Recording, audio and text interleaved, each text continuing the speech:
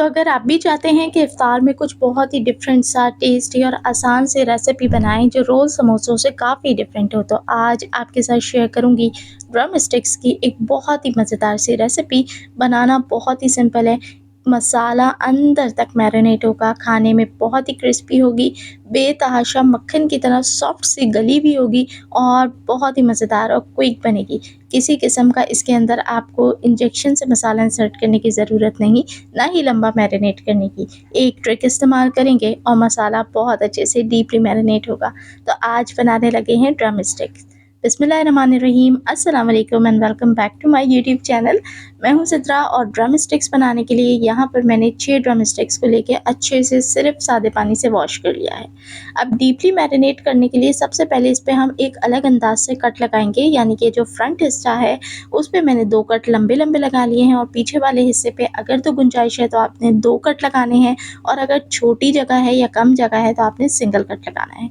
उसके बाद आपने वर्टिकली इस तरीके से 2 लाइनें और लगा देनी है ताकि प्लस के साइन में जगह जगह से इस तरीके से आपने कट लगा के रेडी कर लेना है। तो मैं सारी ड्रम स्टिक्स पे पहले इसी तरीके से कट लगा लूँगी ताकि अब जो मसाला लगेगा वो बहुत ही क्विकली अंदर तक जाएगा।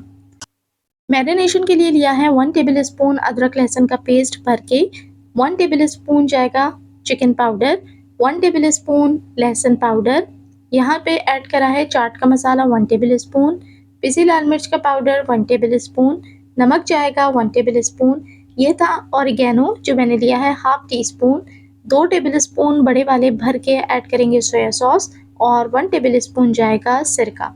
ये अच्छे बड़े वाले टेबल स्पून्स आपने भर भर के ऐड करना है, सारे मसाले का भी और लिक्विड स्पाइसेस का भी, और अच्छे से मिक्स कर लें। आपके सामने है बहुत ही लिमिटेड से स्पाइसेस जो घरों में मौजूद होते हैं उन्हीं को इस्तेमाल किया है। कोई एक्स्ट्रा ऑर्डिनरी बहुत ज़्यादा स्पाइसेस का इस्तेमाल इसके अंदर नहीं किया हुआ। कम मसालों के साथ अच्छा टेस्टी सा मेन्यू बना के रेडी करना है हमने। तो अब सारी ड्रम स्टिक्स को हमने मसाले के अंदर ऐड कर देना है।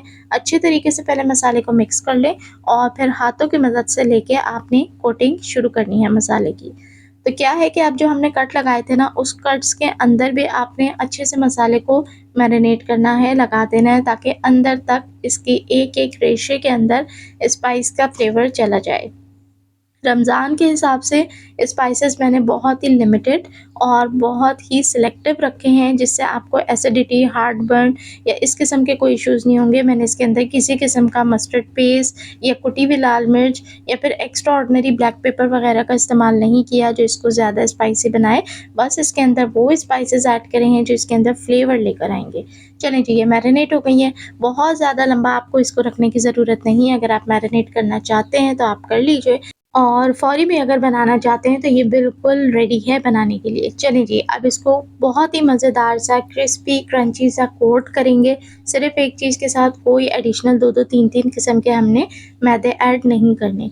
सिंपली नॉर्मल मैदा लेंगे, उसके अंदर डालेंगे नमक, लाल मिर्ची का पाउडर आधा चम्मच, चिकन पाउडर ऐड करेंगे आधा चम्मच, और लहसुन पाउडर ऐड करा है आधा चम्मच। सिर्फ टिपिकल सेम कुछ स्पाइसेस का इस्तेमाल करा है जो मैरिनेशन और कोटिंग दोनों में इस्तेमाल करेंगे। अक्सर क्या होता है कि कोई भी हम रोस्ट बनाते हैं या ड्रम स्टिक्स बनाते हैं तो उनको तो हम बहुत अच्छे से मैरिनेट करते हैं, बट कोटिंग हम सादी छोड़ देते हैं, जिससे क्या होता है कि जब खाते हैं तो कोटिंग बिल्कुल फीकी लगती है और सारा मज़ा वहीं किरकिरा हो जाता है। तो अगर आप इफ्तार दावत में कोई बहुत ही डिफरेंट सा मज़ेदार सा रेसिपी, कोई ऐसा मेन्यू रखना चाहते हैं जिसमें कुछ डिफरेंट सी चीज़ें हों, तो ये एक रेसिपी हो सकती है उन सभी रेसिपीज़ में से जो मैंने आपको सिखाई हैं इफ्तार दावत के लिए। चलें जी, अब आपने ये सभी चीज़ों के साथ ड्राई फ्लावर के अंदर पहली ड्रम स्टिक को कोट करना है अच्छे से, फ़ौरन ही इसके ऊपर मसाला चिपक जाता है। उसके बाद आपने इसको 10 सेकंड्स के लिए ठंडे चिल्ड पानी के अंदर ऐड करा है।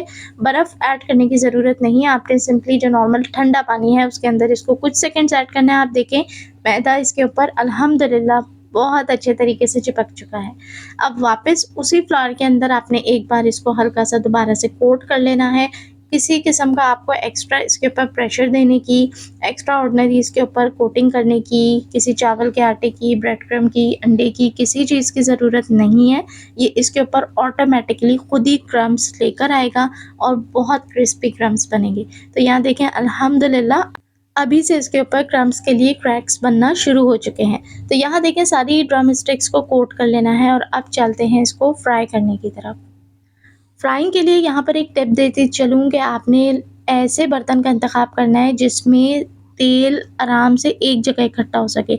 अमूमन क्या होता है कि हम खुले बर्तनों में तवे पे या फ्राइंग पैन पे इसको फ्राई करते हैं, उससे क्या होता है कि तेल फैला हुआ होता है उसके अंदर। कोशिश करके जो चीज़ें डीप फ्राई की होती हैं उसके लिए ऐसे नैरो बर्तन का इंतख़ाब किया करें जिसमें तेल थोड़ा हाइट के ऊपर आए और जो भी चीज़ आप उसमें फ्राई करें वो अच्छी-सी डीप फ्राई हो जाए। लो मीडियम हीट के ऊपर आपने ओवरऑल इन ड्रम स्टिक्स को फ्राई करना है जब तक कि ये अंदर से अच्छे से गल ना जाएँ और ऊपर से भी खूबसूरत सा गोल्डन कलर ले लें, अच्छे से क्रिस्पी हो जाएँ और मेक श्योर के अंदर से अच्छी तरीके से गल जाएँ, इसीलिए आपने इनको थोड़ा लो हीट के ऊपर फ्राई करना है ताकि अच्छे से अंदर से एक-एक बोटी का हिस्सा गल जाए। चलें जी, मज़ेदार सी, क्रिस्पी सी, मसालेदार सी ड्रम स्टिक्स बन के तैयार हैं आपकी इफ्तार टेबल को चार चाँद लगाने के लिए। मेरी रिकमेंडेशन है आप इस रेसिपी को ज़रूर ट्राई करें, एक बार तो लाज़मी ट्राई करें, इंशाल्लाह आपको ज़रूर पसंद आएगी। अगर रेसिपी अच्छी लगी हो तो रेसिपी को लाइक लाज़मी कर दें और चैनल पे पहली बार आए हैं तो चैनल को सब्सक्राइब कर लें और दोस्तों के साथ शेयर करें। देखने वाले सभी लोगों का बेहद शुक्रिया।